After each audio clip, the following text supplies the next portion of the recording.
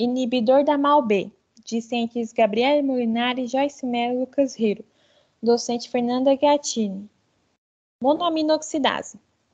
Os inibidores da monoaminoxidase, os IMALs, são psicofármacos com diversas finalidades terapêuticas para transtornos psiquiátricos, entre eles depressão maior refratária ao tratamento. Seus representantes são os isocarboxazida, moclobemida, feneuzina, selegilina e tranilcipromina. As drogas são reservadas para situações específicas, pois possuem diversas interações medicamentosas e alimentares graves, além de poderem ser letais em overdose. Mecanismo de ação. A ação dessas drogas não é bem estabelecida.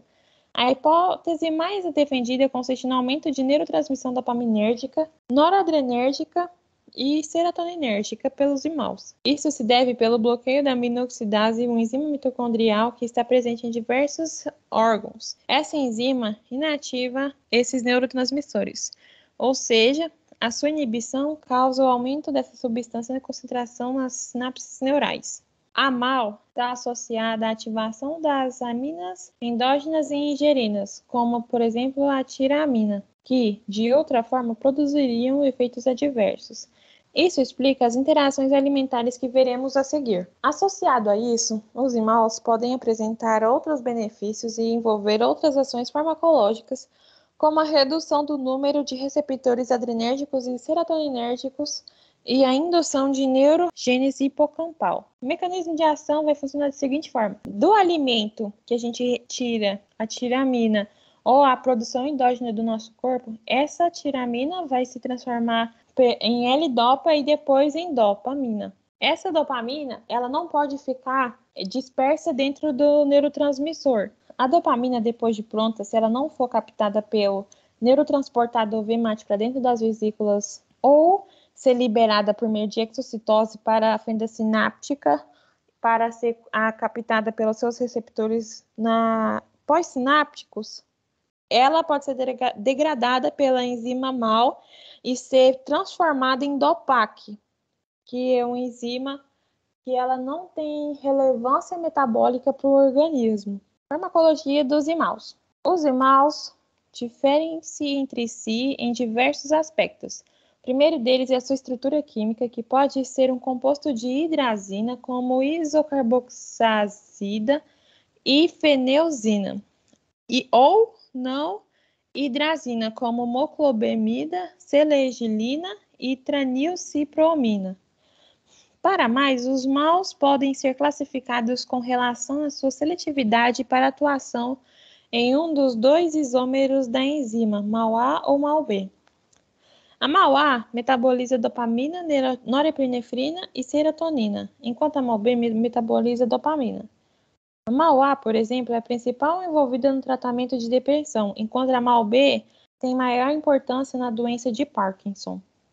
Outra classificação envolvida atribui-se à reversibilidade. Uma droga reversível garante uma rápida recuperação da atividade enzimática e está relacionado à afinidade entre o fármaco e a proteína. Já drogas irreversíveis se ligam covalentemente e inativam a monoaminoxidase por toda a sua vida, que dura em média de 2 a 4 semanas.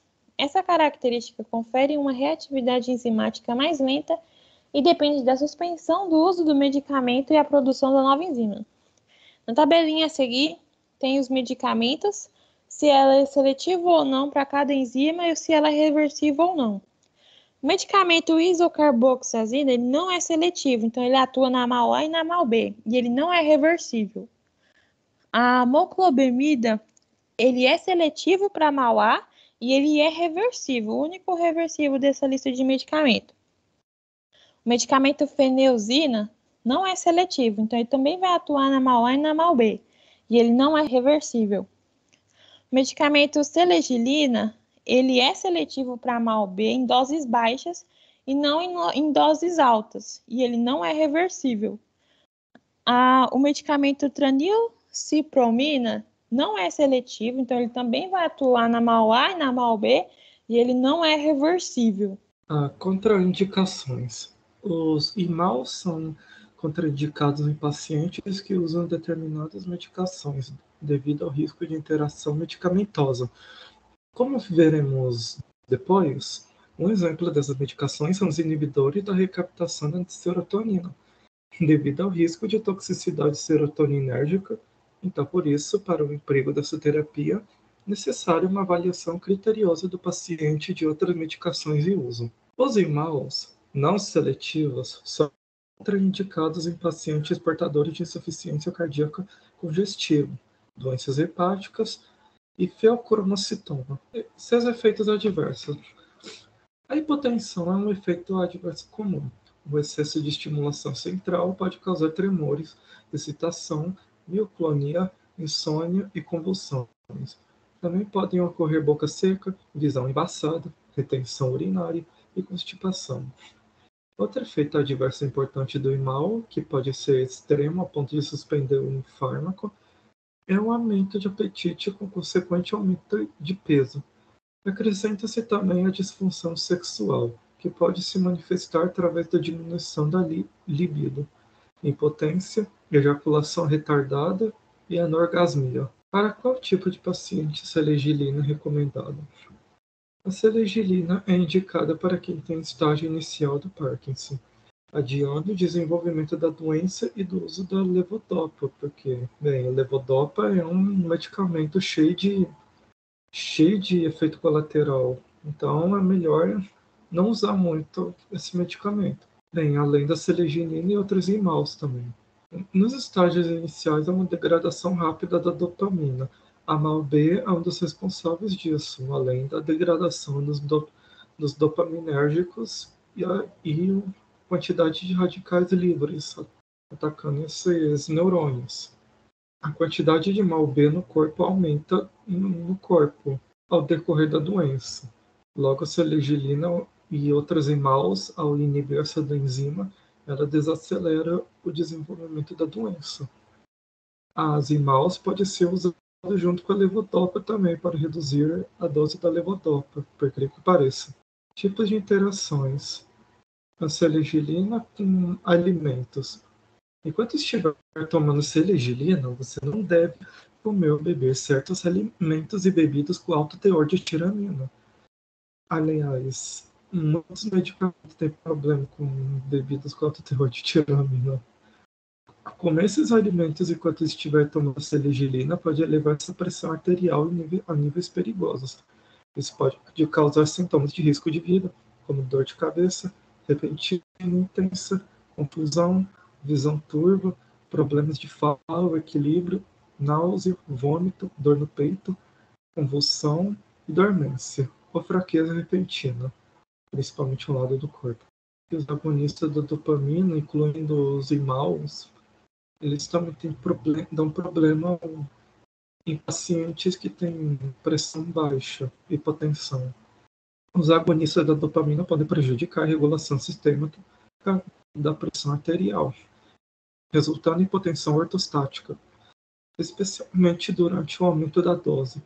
A terapia com a agonista da dopamina deve ser monitorada cuidadosamente em pacientes com doença de Parkinson, uma vez que eles podem ter uma capacidade prejudicada de responder a um desafio ortostático, e também pacientes recebendo medicamentos antihipertensivos, selegilina e outros distúrbios psicóticos, principais distúrbios psicóticos, aliás. Paciente com transtorno psicótico grave geralmente não deve ser tratado com selegilina devido ao risco de exacerbação da psicose. Selegilina e disfunção renal grave. Pequenos aumentos no BAN, BUN, sérico e na creatina foram observados em pacientes tratados com altas doses de selegilina. No tratamento com selegilina, não é recomendado paciente com insuficiência renal grave e doença renal terminal. Selegilina com etanol, tipo, que medicamento não tem muita reação com álcool, né? O uso de selegilina junto com etanol pode aumentar os efeitos colaterais, como tontura, sonolência, confusão e dificuldade de concentração. Algumas pessoas também podem apresentar deficiência no pensamento, o julgamento e a coordenação motora. Você deve evitar ou limitar o uso de álcool durante o tratamento com seligilina.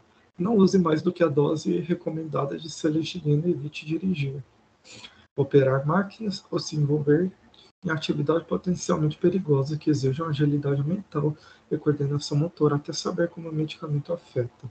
Vale ressaltar que o que foi dito anteriormente são as interações principais, né?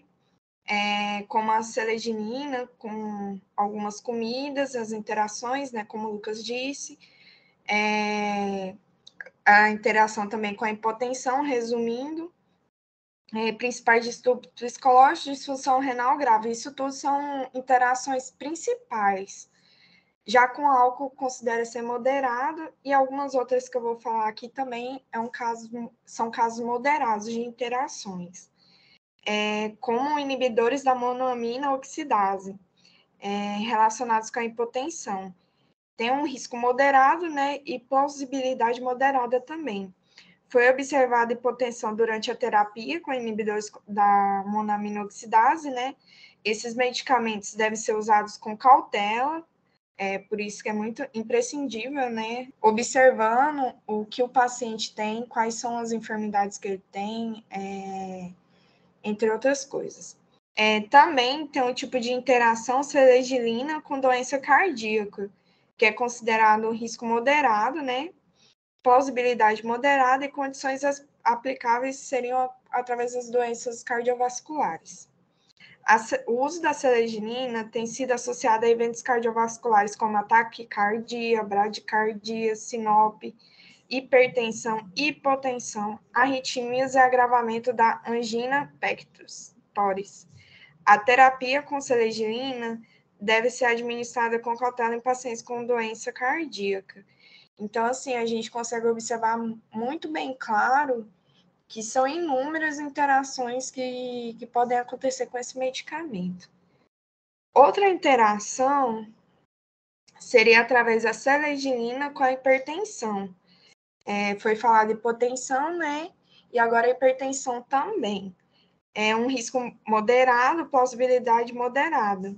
A seleginina, no caso, pode causar reações hipertensivas e deve ser usada com cautela também nesses pacientes, né? Os pacientes devem relatar, por isso a importância de fazer um acompanhamento, porque os pacientes devem relatar quaisquer sintomas, como dor de cabeça, palpitações, né?